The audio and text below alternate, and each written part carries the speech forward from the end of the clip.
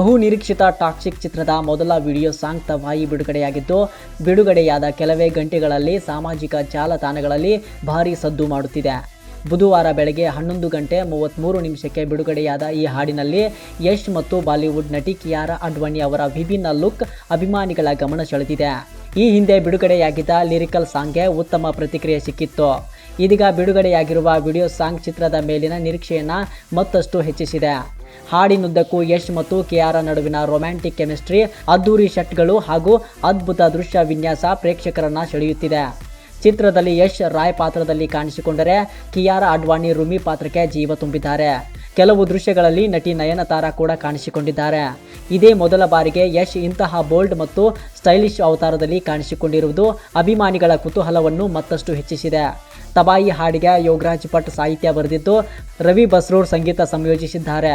ಹಾಡಿನ ಸಂಗೀತ, ನೃತ್ಯ ಸಂಯೋಜನೆ ಮತ್ತು ಅದ್ದೂರಿ ಛಾಯಾಗ್ರಹಣಕ್ಕೆ ಅಭಿಮಾನಿಗಳಿಂದ ಮೆಚ್ಚುಗೆ ವ್ಯಕ್ತವಾಗುತ್ತಿದೆ.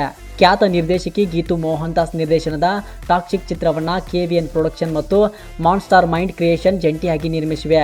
ಯಶ್ ಮತ್ತು ಕಿಯಾರಾ ಜೊತೆಗೆ ನಯನತಾರಾ, ಹುಮಾ ಕುರೇಶಿ, ರುಕ್ಮಿಣಿ ವಸಂತ ಹಾಗೂ ತಾರಾ ಸುತಾರಿಯಾ ಸೇರಿದಂತೆ ದೊಡ್ಡ ತಾರಾ ಬಳಗ ಚಿತ್ರದಲ್ಲಿದೆ.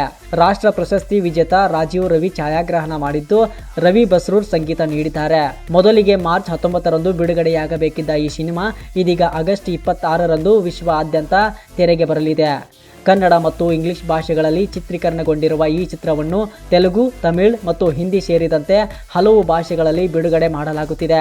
ತಬಾಯಿ ಹಾಡಿನ ಮೂಲಕವೇ ಟಾಕ್ಸಿಕ್ ಮತ್ತೊಮ್ಮೆ ಟ್ರೆಂಡ್ಗೆ ಬಂದಿದ್ದು, ಯಶ್ ಅಭಿಮಾನಿಗಳಲ್ಲಿ ಚಿತ್ರದ ಮೇಲಿನ ಕ್ರೇಜ್ ಇನ್ನಷ್ಟು ಹೆಚ್ಚಾಗಿದೆ. ಕಷ್ಟ ಅನ್ಸುತ್ತೆ.